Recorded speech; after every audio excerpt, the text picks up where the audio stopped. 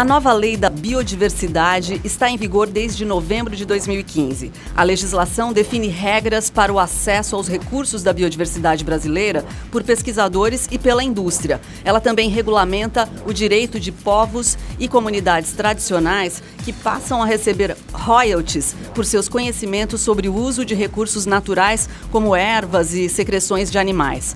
Mas o novo marco da biodiversidade já chegou gerando conflitos entre a indústria farmacêutica e ambientalistas. Esta é a pauta do Viva Voz de hoje, que está no ar pela rádio e também pela TV Univale. Hoje quem me acompanha é a acadêmica de jornalismo Juni Hugen. Olá, Lisa. Boa tarde para você que está acompanhando o Viva Voz pela rádio e também pela TV Univale. Nos acompanhe pelas redes sociais Instagram e Twitter, @Viva Voz Univale, Facebook /Viva Voz Univale e também sugestões de pauta pelo e-mail vivavoz949@gmail.com.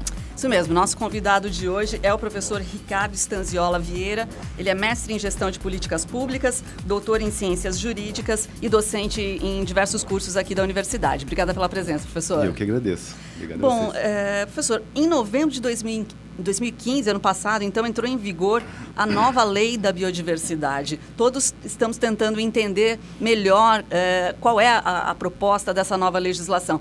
Você pode informar de forma resumida no que consiste essa lei?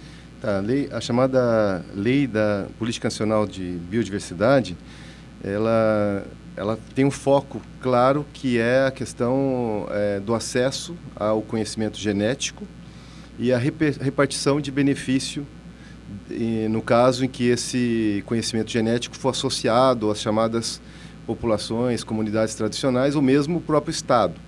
Então é um pleito já de países biodiversos como o Brasil, né, que esse grande tema, repartição de benefícios de conhecimento genético, fosse implementado. Então, só esclarecendo, né, isso já existia um marco legal no Brasil, que era uma medida provisória, que de alguma forma fazia isso, mas aí faltava uma lei mesmo, uma lei federal.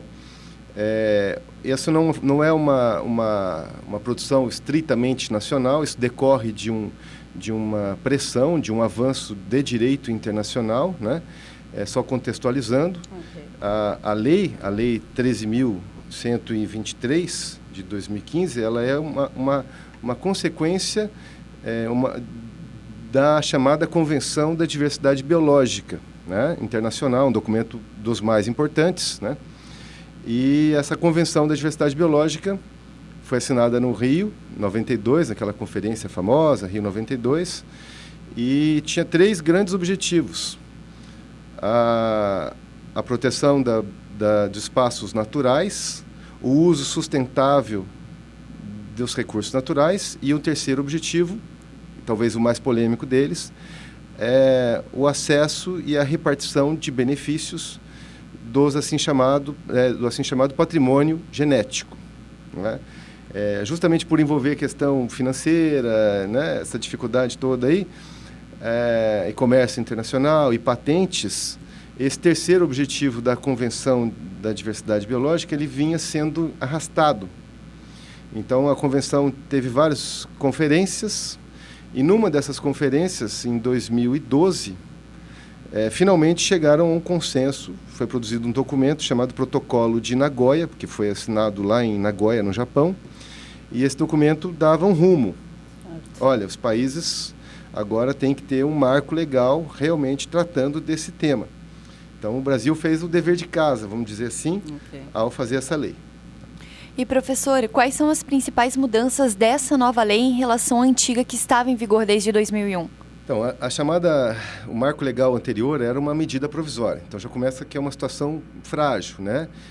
2001, nós tivemos lá a ministra Marina Silva, todo o esforço de entidades de pesquisa. Então, o que é muito difícil em se tratando dessa questão não da biodiversidade, porque aqui, biodiversidade tem vários outros documentos, né? Então, assim, só para esclarecer, né, agradecer a oportunidade, ótimo. Dizer que eu sou muito fã desse programa Viva a Voz. Eu acho que é um assunto complexo, mas para nós brasileiros é da maior importância.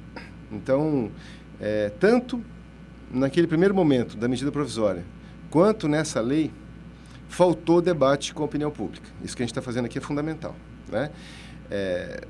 Não porque é muito complexo, a opinião pública não tem condição de opinar. Eu acho que a gente tem que superar essa questão. Nós somos, sim, um país que tem muito recurso genético. Então, quando a gente fala de biodiversidade, só para esclarecer o nosso ouvinte e telespectador, biodiversidade inclui parques, inclui água, inclui territórios, etc. Então, a gente tem instrumentos aí como o Código Florestal, a Lei da Mata Atlântica, né, Lei de Zoneamento Costeiro, tudo isso aí trata de biodiversidade, né? Direitos dos animais, Lei dos Crimes Ambientais, etc. Mas essa questão mais sutil, que tem relação com a biotecnologia, patentes, aí nós estamos falando de um capitalismo forte, associado à indústria farmacêutica, aí nós temos uma disputa muito violenta, né? E não há uma abertura para a sociedade entender, né, se quer entender e que dirá participar desse debate. Então, na medida provisória, houve sim um debate naquele momento, mas muito rápido ali, envolvendo o quê? Os mais próximos. Então, a comunidade científica, as empresas de cosméticos, quem tem interesse de mercado nisso? Cosmético, indústria farmacêutica, basicamente.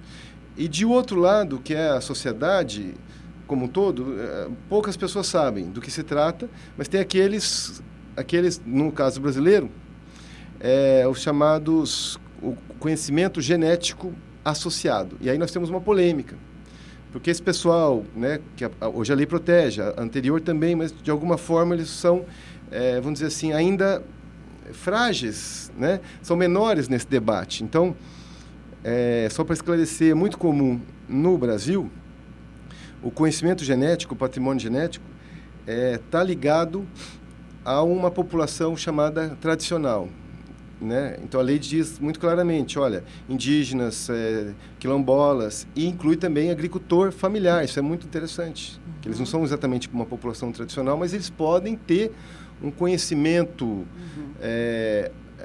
de uma planta, de uma raiz, de um extrato vegetal, que interessa para aqueles outros setores, indústria farmacêutica e cosméticos. Então, o que vinha acontecendo? É um tremendo de um atalho. Essa que é a grande polêmica. Então, a indústria farmacêutica tem toda a legitimidade de fazer as suas pesquisas. Isso é importante, garantir o acesso ao conhecimento genético, né? Ninguém é contra a inovação e pesquisa e produtos que daí resultem. Mas a polêmica era, eu vou lá, eu consigo adiantar em 10 anos o resultado final, o meu produto, porque eu fiz um contato com um agricultor familiar ou uma população tradicional qualquer. É justo que eu reparta o meu benefício, né, o meu lucro com essa população? Como que deve ser feito isso? Quais os valores? Eu tenho que fazer um contrato? Quem é o chefe daquela população? Isso, assim, a medida provisória tratava um pouco disso, mas assim deixava muito em aberto a forma como ia se dar. Então ficou uma coisa meio sui generis. Cada um fazia do seu jeito, às vezes muito não fazia. Subjetivo. Né? Então, por exemplo, aí existia já na medida provisória 2186, ela foi sendo reeditada até terminar nessa última 2186, praticamente é uma lei, né? Para o nosso que nos assiste, a medida provisória, se ela não for transformada em lei, naquele momento se autorizou que ela tivesse o status de lei. A gente vinha, então, desde 2001 até 2015, 14 anos, em cima dessa medida provisória aí que regulava esse tema tão complexo. Então, assim, o Brasil saiu na frente porque tinha alguma regulação, boa ou ruim, tinha alguma, a gente de alguma forma implementou esse terceiro objetivo da Convenção da Diversidade Biológica do nosso jeito. O que a gente percebe? Que ele não ficou bom para ninguém.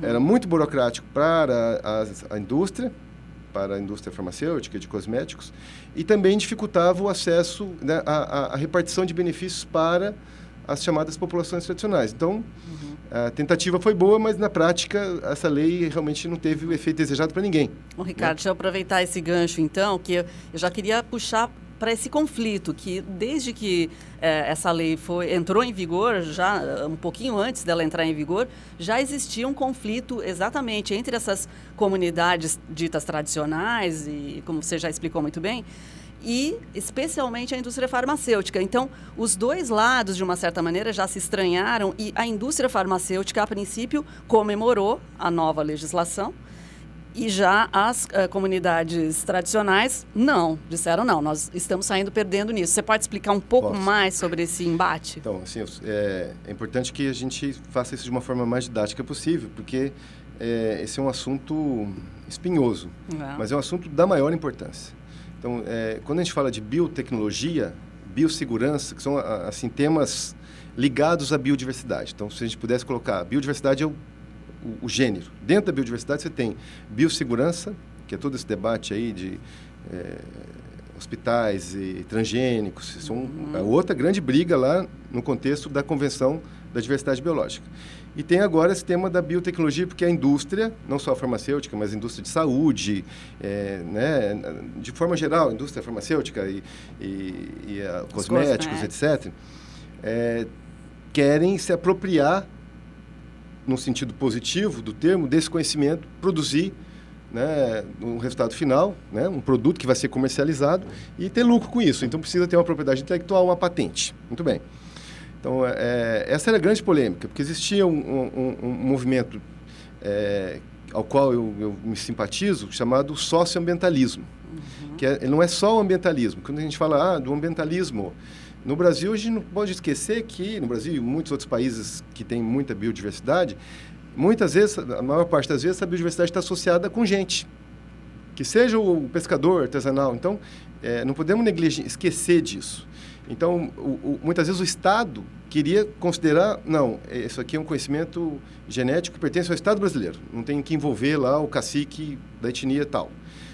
E dá para entender também porque muitas vezes aquela comunidade indígena não está organizada a ponto de fazer um contrato. Certo. E isso atrasa o acesso ao conhecimento genético e as pesquisas. Então, como equacionar de forma que a população tradicional fique satisfeita, o Estado fique satisfeito e a indústria farmacêutica. Na prática, o que a gente tinha? A biopirataria, porque até isso acontecer, a indústria farmacêutica, que cá entre nós não é nacional, né? A lei anterior e essa também, de alguma forma, exige que haja uma participação de pesquisadores nacionais, etc., para que essas grandes multinacionais tenham acesso, né? Mas isso é meio que o polo fraco da história. Não, tá bom, eu boto meu nome aí, né? Isso é uma opinião pessoal minha. E aí a gente diz que um brasileiro está acessando, mas na verdade são os grandes. Nada contra. Então, mas como que isso vai ser feito? Que vantagem o Estado brasileiro, né? Nós, que não somos população tradicional, e o sujeito que está lá, que desenvolveu aquela tecnologia social, que hoje já se fala não só de inovação sofisticada, de ponta, mas também o sujeito que sabe lá, há 200 anos, para que serve aquela planta, aquilo também é uma biotecnologia, também é uma inovação que merece ser reconhecida, mas ele não patenteou aquilo. Então chega o sujeito e fala, eu patenteei, agora é meu. Mas como isso? Sempre foi da minha avó, do meu bisavô, do meu tataravô. Então tem todo um debate de valores que alguns socioambientalistas vão dizer o seguinte: de um lado, nós queremos dizer que aquilo ali é um patrimônio da humanidade, que ele não deveria nem ser apropriável, patenteado. Comercializado. É um bem comum, num extremo. Então não teria nem que pagar nada para ninguém. De outro lado, que aquilo achei é meu, peguei é meu, patenteei é meu. E no meio do caminho, a lógica falou, não vai dar para a gente fazer isso em termos de bem comum, mas também não dá para aceitar que você patenteie sem repartir benefícios. É mais ou menos para onde nós estamos indo. Então, assim, o pessoal da indústria farmacêutica não vai ficar satisfeito. O pessoal do socioambientalismo também não está 100% satisfeito, mas é um meio termo viável. Tá? Nós temos que fazer isso funcionar adequadamente. Esse é o grande desafio hoje. Essa lei está sendo regulamentada e aí que é uma outra briga. Nós tivemos pouca participação da sociedade civil, desses interessados, notadamente as populações tradicionais, na elaboração da lei. Certo. Então, agora é o momento de fazer o decreto regulamentador, que também está vendo pouca participação. Mas é polêmico, você vai ter, vamos dizer, várias polêmicas. Ótimo. Para a gente começar a entender essa problemática que é complexa, né, Ricardo? Foi maravilhoso, já deu para a gente se contextualizar, mas a gente tem que fazer um intervalinho. Daqui a pouco voltamos a conversar com o professor Ricardo Stanziola Vieira sobre a nova lei da biodiversidade brasileira.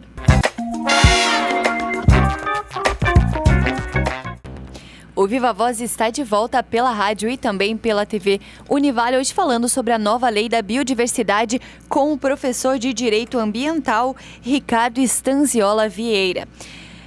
Professor, nós estávamos falando aqui sobre a nova lei da biodiversidade e dentro desse tema tem o conceito do patrimônio genético brasileiro. Você pode explicar melhor o que é esse conceito?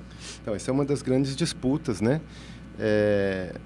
Do que é incluído como patrimônio genético brasileiro. Os países como o Brasil vinham se esforçando para ampliar esse leque, para a gente ter essa soberania sobre os nossos recursos genéticos, né? Então, são duas brigas grandes, né? Que a gente tem a soberania sobre os nossos recursos, que haja um direito de repartição dos benefícios decorrentes do lucro desse recurso. Certo. Então, esse é um mérito da lei, né? Ela não é uma medida provisória, é uma lei e ela coloca a bola no chão.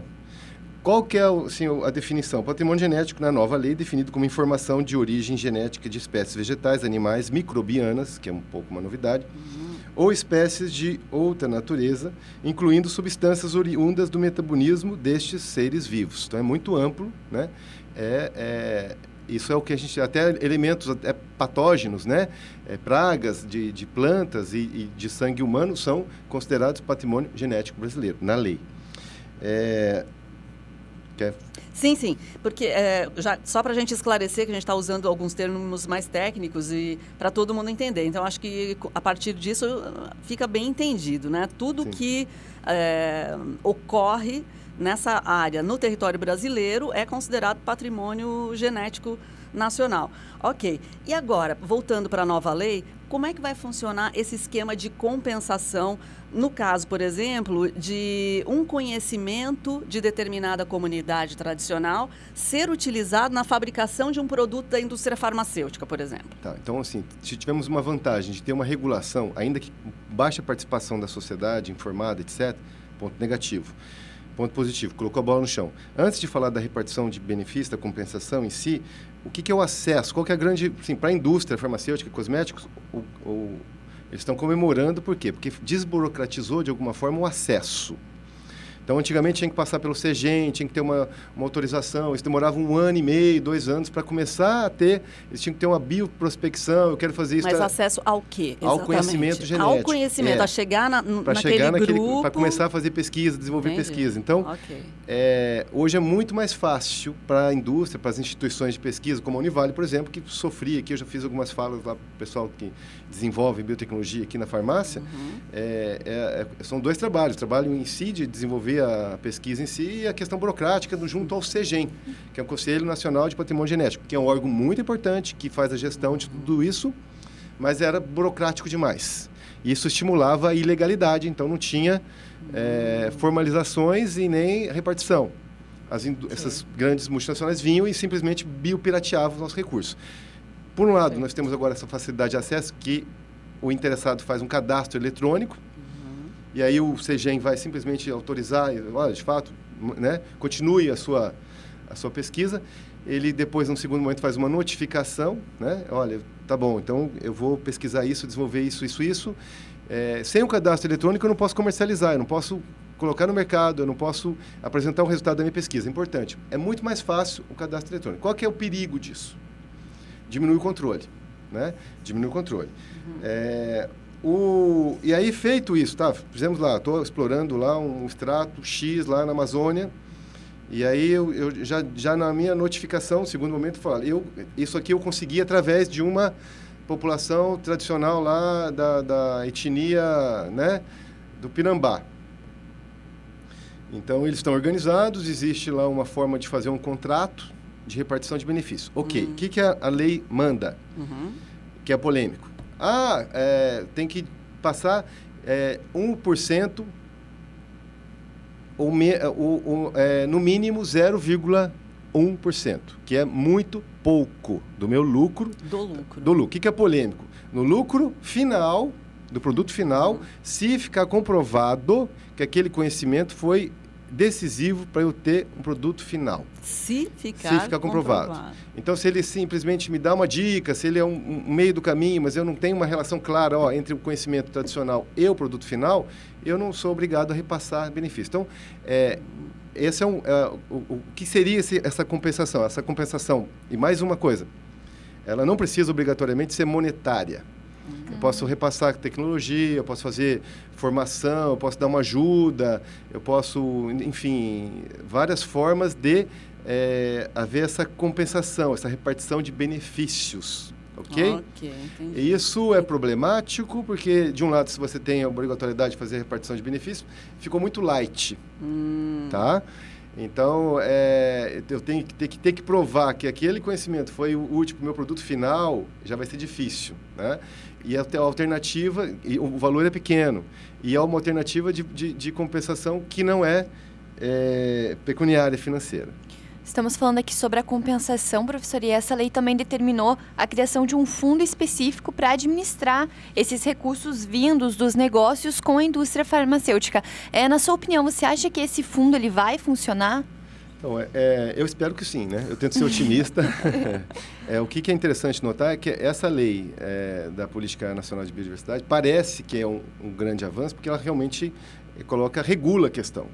Mas ela vem numa onda de flexibilização do direito ambiental. Então, eu acho que ainda assim, é muito pessoal dizer eu sou a favor ou contra, mas essa tendência de colocar preço nas coisas, né? Então, nós temos aí o chamado novo Código Florestal, que fez isso, flexibilizou a proteção ambiental. Essa lei ela flexibiliza essa questão da biotecnologia, né? Facilita para o empreendedor. Então, é nitidamente uma lei voltada para as instituições de pesquisa e para a indústria.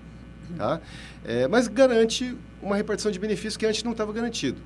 O que é esse fundo? No caso de eu ter lá um conhecimento tradicional associado que eu não consigo identificar exatamente de que etnia ele é um conhecimento tradicional, mas eu não sei de quem. Então eu não tenho como chegar e falar, olha, você agricultor tal, comunidade tal vai receber essa ajuda, seja ela pecuniária ou não.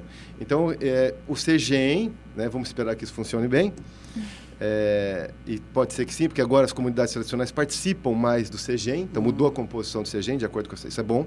Certo. O CEGEM vai falar, olha, esse dinheiro, como a gente não tem, é difuso, esse conhecedor tradicional, a gente vai para um fundo de repartição de benefícios de conhecimentos tradicionais associados, tá? A ser administrado por esse coletivo todo aí. Então, a ideia não é ruim. Eu diria que a ideia, o conceito é interessante, o Brasil está na frente, só que ficou, se não for bem aplicado, vai ser uma coisa meramente simbólica, muito bom para a indústria farmacêutica de cosméticos, que agora faz um cadastro eletrônico, já tem um acesso, não precisa mais fazer bioprospecção e provar um monte de coisa, e um risco para as populações tradicionais que vão ter de provar que aquilo foi decisivo para o produto final, só no final da cadeia, que ele vai, se for receber só no final, e pode ser que ele receba de alguma forma simbólica, ali, um curso, uma formação, e não em dinheiro. Que coisa. Pois é. Bom, Ricardo, uma outra situação é que essa nova legislação também determinou que esses povos, essas comunidades que podem deter esses conhecimentos, devem autorizar o uso dessas informações, né, para a indústria. Como será que isso vai acontecer? Então, esse é um dos grandes pontos positivos. Então, não vamos falar que a lei só tem coisa ruim, tem coisa boa. Isso não é inovação dessa lei, isso é quase que uma imposição da Convenção da Diversidade Biológica, que é importante que, né, de novo, não foi o nosso legislador que fez, ele cumpriu o seu dever de casa, depois de muita pressão. Uma das questões que vem sendo batida é o tal do consentimento prévio informado, né? Em inglês é o PIC, Previous Informed Consent, que a gente traduz aqui o seguinte: eu sei o que estão fazendo, eu autorizo você a explorar. Então o sujeito vai lá, faz o cadastro eletrônico, ele chega naquela comunidade tradicional e fala, olha, eu estou a fim de pegar aqui um conhecimento que você tenha. Como é que tem sido? A lei exige, isso é bom. Certo. Tem que ser registrado, tem que ter audiovisual, tem que ser formalizado, para saber que o conhecimento está vindo dessa comunidade, isso tem que estar formalizado. Sem isso, não há acesso, o CGEM não autorizaria o acesso a esse conhecimento. A gente espera que isso funcione na prática. Né? Até hoje, funcionou muito pouco. Tá? Inclusive, para muitos, a Natura é interessante, é uma prática correta. Para outros, não. No CGEM, vários processos contra a Natura, porque ela não faz repartição de benefícios lá para o Ecos e tal, porque pega o conhecimento tradicional das ervateiras. Então, eu não preciso ir lá em loco, eu posso pegar um conhecimento tradicional no mercado. O sujeito que vende lá erva, lá na Praça da Sé, lá em São Paulo. Ele não é o povo da floresta, mas ele está trabalhando com conhecimento tradicional. Eu teria que ter um termo de consentimento prévio. Eu vou usar essa tua raiz aqui, que serve para isso aqui, papapá. E como identificar, eles não fizeram figura, isso né? com as ervateiras lá no Ver o Peso. Então, a Natura tem sofrido uma série de condenações de um CGEM hoje. O pessoal não sabe disso. A empresa só... Isso é uma visão. Por outro lado, é uma das empresas que tenta fazer repartição de benefícios. Então, eles estão nessa, né, nem 8 nem 80, tem lado bom, mas mostra como é difícil aplicar esse marco legal. Meu Deus. Será que temos tempo para mais uma pergunta? Não temos, que pena. Mas as perguntas vão ficar no ar e espero que pelo menos a gente tenha levantado essas questões, né, Ricardo?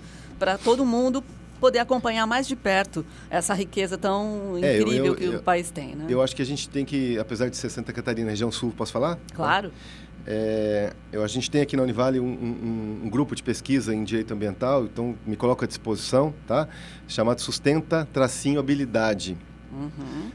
Então, quem quiser entrar em contato comigo é Ricardo Stanziola, @univale.br, e a gente faz projetos de extensão de capacitar gestores públicos, empresários e lideranças da sociedade para temas socioambientais em geral. Esse é um dos temas mais complexos que a gente tem, mas enquanto brasileiro, ainda que a gente não seja povo tradicional da Amazônia, aqui em Santa Catarina tem muito conhecimento tradicional associado, a gente precisa se empoderar desses assuntos.